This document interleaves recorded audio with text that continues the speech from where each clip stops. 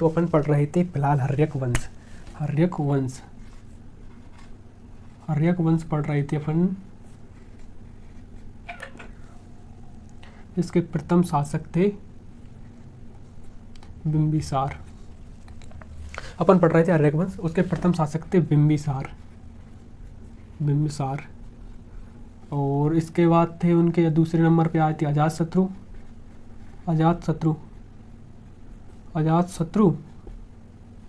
और तीसरे थे उदयन। चौथे थे उनके नागदशक। तो ये वंश था दोस्तों, ये चालू हुआ था 544 बीसी पूर्व से, 544 बीसी से 412 बीसी तक। तो इसमें बिंबिसार ने मुख्य काम क्या किया था, इनके याद लखनऊ जीवक नाम का वैद्य भेजा था इन्होंने, और अजातशत्रु ने वर्षकार नाम का गुप्तचर भेजा था, वैशाली में वर्षकार नाम का गुप्तचर भेजा था। और वहीं उदयन ने क्या किया था, उदयन ने पाटलिपुत्र की स्थापना की थी। और नागदशक का सेनापति था वही शिशुनाग। शिशुनाग ने यहाँ से शिशुनाग वंश स्टार्ट किया था। यहाँ से अपन पढ़ेंगे शिशुनाग। इसने क्या किया था, जो सबसे पहले थे बिंबिसार ने वैशाली, यहाँ पे वैशाली पे युद्ध किया, लेकिन वो युद्ध हार गए। इसके बाद उनका पुत्र आता है अजातशत्रु, उनकी हत्या कर गए। वो वर्षकार को यहाँ पे भेजता है, गुप्तचर वर्षकार, वहाँ पे जाकर उनकी कमियाँ और उनकी अच्छाइयाँ वो करके आता है और वहाँ से पता लगा के आता है। फिर अजातशत्रु दोबारा पुनः युद्ध करता है और जीत जाता है और वैशाली विजय कर लेता है, वैशाली जीत लेता है। इसके बाद इसको उदयन मार देता है। उदयन की पता नहीं कौन हत्या करता है। इसका मुख्य काम था पाटलिपुत्र की इसने स्थापना की थी। और नागदशक को शिशुपाल सेनापति था, वो मार देता है। अब नंबर 2 पे चलता है अपना शिशुनाग वंश। शिशुनाग वंश ये चलता है अपना, शिशुनाग वंश चलता है 412 बीसी, 412 बीसी से चलता है 344 तक, 344 ईसा पूर्व तक शिशुनाग वंश। इसका संस्थापक था शिशुनाग, जो बना था नागदशक को मारकर। शिशुनाग था इसका संस्थापक, था। तो दोस्तों, तो आपने पता है बिंबिसार ने शुरुआत कर दी थी थोड़ा थोड़ा वैवाहिक संबंध बना के, थोड़ा थोड़ा इधर उधर का क्षेत्रफल बढ़ा लिया था। और उज्जैन में वो जीवक नाम का वैद्य भेजा था, सो वो वैसे आ गया था मित्रता पूर्वक। अजातशत्रु ने वैशाली जीत ली। उदयन ने कुछ नहीं किया, लेकिन क्षेत्रफल तो वही बना हुआ था ना इनका। तो शिशुनाग ने और बढ़ा दिया इसको, क्षेत्रफल को और इधर उधर कब्जा कर लिया। क्षेत्रफल बढ़ता जा रहा है, वंश भले ही चेंज हो गया, इसका वंश था ना कुछ चेंज हो गया, लेकिन क्षेत्रफल बढ़ता जा रहा है। शिशुनाग वंश आया। शिशुनाग ने वैशाली को राजधानी बना लिया। वैशाली को, जो वैशाली इन्होंने जीत ली थी ना, उसको राजधानी बना लिया। और इसके टाइम पे था ना बंगाल से लेके मालवा तक पूरा क्षेत्रफल फैल गया था। मौर्य वंश का नहीं, मगध महाजनपद का, यहाँ से पश्चिम बंगाल वगैरह जो बंगाल थे ना, अभी बंगाल है, ये बंगाल से लेकर मालवा तक पूरा क्षेत्रफल जो आ गया था शिशुनाग के टाइम पे आ गया था, पूरा मगध महाजनपद के अंदर आने लगा था। क्योंकि मगध महाजनपद यहाँ पे वहीं से सत्ता चलती थी उसका, मगध महाजनपद से। इसके बाद इनका पुत्र आता है कालाशोक। शिशुनाग का पुत्र आता है कालाशोक। ये बहुत महान शासक था कालाशोक। इसी के टाइम पे द्वितीय बौद्ध संगीति होती है। और इसने सबसे पहला काम किया था, इसने पाटलिपुत्र को पुनः राजधानी बनाई थी। उदयन ने बना ली थी। उदयन ने इसकी स्थापना करके इसको राजधानी बना लिया था। पूरी नागदशक तक चलती रही, उसने पाटलिपुत्र को रखा, लेकिन शिशुनाग ने वैशाली को बना दिया। लेकिन कालाशोक आता है, उसने पाटलिपुत्र को पुनः अपनी राजधानी बना लेता है। और इस द्वितीय जो बौद्ध संगीति होती है ना, उसको आयोजित कराता है, बौद्ध संगीति को आयोजित कराता है। कहाँ पे? वैशाली में। वहाँ से राजधानी भले ले आया, लेकिन वहीं पर कराता है वैशाली में कराता है। इसके बाद इनका आता है तीसरे नंबर का जो भी आता है, इनका शासक आता है नंदी वर्मन। तीसरे नंबर पे आता है नंदी वर्मन। शिशुनाग वंश का तीसरा शासक जो आता है उसका नाम था नंदी वर्मन। ये सामान्य सा शासक था। इसकी हत्या कर देता है महापद्मनंद। इसकी हत्या कर देता है महापद्मनंद।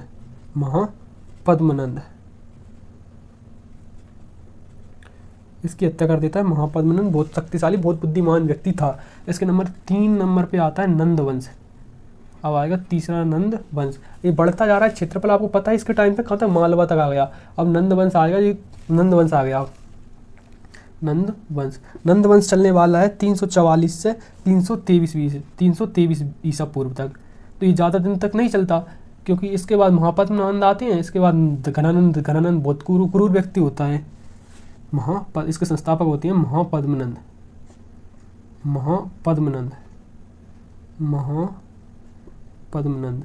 इन्होंने क्या किया था, महापद्मनंद की ये मेन तो पहली बात तो ये शूद्र जाति के थे, शूद्र जाति के थे। तो इनको ऐसा लगता था क्षत्रिय जो लोग हैं उस टाइम पे कि क्षत्रिय हम लोगों पर अत्याचार कर रहे हैं, इनको शूद्र होते हुए लगता था। इसलिए ये अधिकतर क्षत्रियों के खिलाफ होते थे। इसलिए सेना की टुकड़ी होती है ना, उसमें सबसे आगे क्षत्रियों को रखते थे। आपको पता हैगा, अगर पैदल सैनिक लड़ेंगे तो सबसे पहले आगे की जो टुकड़ी होती थी उसका तो विनाश निश्चित ही था। हमेशा आगे वाली टुकड़ी तो खत्म हो ही जाती थी, वो तो इसलिए ही रखी जाती है खत्म करने के लिए। इसलिए इसको बोला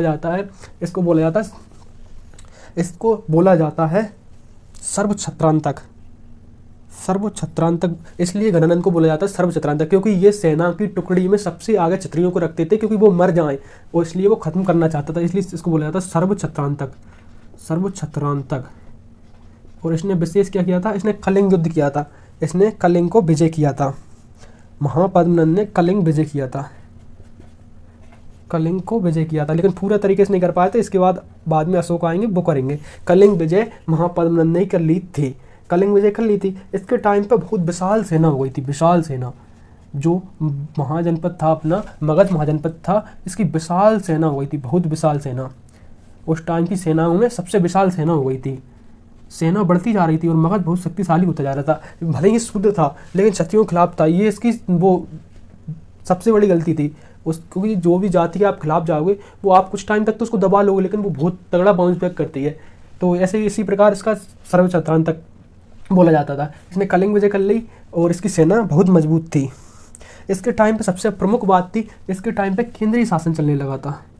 केंद्रीय शासन को चलाने के लिए बहुत बड़ी सेना चाहिए। केंद्र से, यहीं से मगध से ही चलता था पूरे भारत का। समथिंग आज के टाइम पे जो भारत है वो नंद वंश का टाइम का है, क्योंकि उधर तो पाकिस्तान वगैरह तो मौर्य के टाइम पे आ पाया था, मौर्य के टाइम पे अपने पास आ पाया था। लेकिन नंद वंश ने पंजाब वगैरह, इधर राजस्थान और मालवा, इधर आधे ऊपर वाले हिस्से पे, उत्तर भारत पे तो नंद वंश ने ही कब्जा कर लिया था। इसके बाद आता है धनानंद। नंद वंश में आता है धनानंद बहुत क्रूर शासक था, बहुत निरंकुश शासक था। कौन था ये? बहुत क्रूर शासक था, क्रूर शासक था और निरंकुश शासक था, निरंकुश। ये इससे प्रजा बिल्कुल भी संतुष्ट नहीं थी धनानंद से। इसके टाइम पे ही प्रजा ने बहुत दुख भोगे और वो इस टाइम पे इसने कलिंग में नहर बनवाई थी। खेती के लिए इसने कलिंग में नहर बनवाई थी। कलिंग नहर का निर्माण किसने करवाया था? धनानंद ने। इसने एक काम सही किया था, कलिंग में नहर बनवाई थी ना, इसने कलिंग में नहर का निर्माण करवाया था। इसी के टाइम पे सिकंदर का आक्रमण हुआ था। इसी के टाइम पे सिकंदर आ रहा था सब विश्व पे विजय करते हुए। सिकंदर कौन से टाइम पे? 323 ईसा पूर्व, 323 BC। तो क्या हुआ, इसकी सूचना लेके चाणक्य पहुंचे इसके पास। चाणक्य जो एक ब्राह्मण थे जो बच्चों को पढ़ाते थे उस टाइम पे, तो ये चाणक्य पहुंचे इसके दरबार में। तो इसने इसका मजाक उड़ाया, चाणक्य का मजाक उड़ाया, उनकी चोटी खोल दी। तो इस टाइम पे चाणक्य ने बोला था, मैं एक ब्राह्मण हूँ और जब तक मैं चोटी नहीं बांधूंगा तब तक तुम्हारे इस वंश का नाश नहीं कर देता। तो इसी प्रकार चाणक्य ने फिर चंद्रगुप्त मौर्य को तैयार किया था। चंद्रगुप्त भी बहुत निचली जाति का था। चंद्रगुप्त बहुत निचली जाति से थे और उन चाणक्य ने बिल्कुल एक शिक्षा दी उससे उसने सिकंदर को, उन्हीं के चक्कर में सिकंदर अंदर भारत के अंदर एंट्री नहीं ले पाया था और चाणक्य ने ही सिकंदर को वहाँ पर रोक के रखा था और उसको एक दिन वापस ही जाना पड़ा। और इसकी शक्तिशाली सेना थी तो वो उसकी पूरी तैयारी नहीं हुई तो वैसे भी युद्ध नहीं कर पाएगा, इसलिए वो तैयारी ही नहीं होने दी। तो अपन ने पढ़ा आर्यक वंश में सबसे पहले क्या मिलता है? बिंबिसार के बारे में मिलता है। बिंबिसार के बारे में मिलता है। इसके बारे में इसका जीवक वैद्य था, इसने जो अवंती गया था वहाँ के राजा को ठीक करके आया था। और अजातशत्रु के बारे में पढ़ेंगे, पर अजातशत्रु का एक गुप्तचर था, उसका नाम था वर्षकार। इसने वैशाली पे विजय प्राप्त करी थी और प्रथम बौद्ध संधि थी।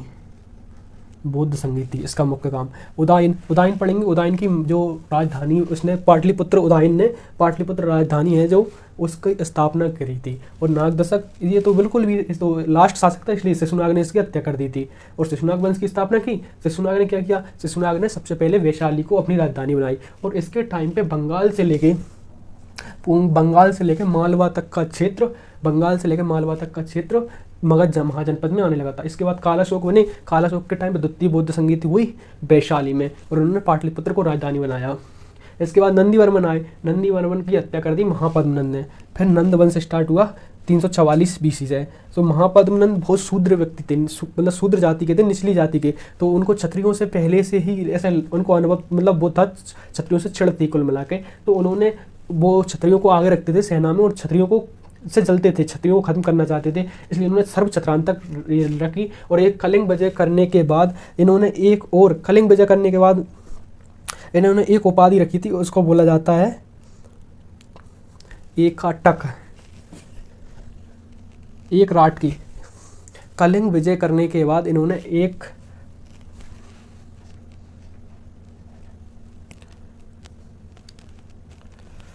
घनानंद ने कलिंग विजय करने के बाद एक राट की उपाधि ग्रहण की।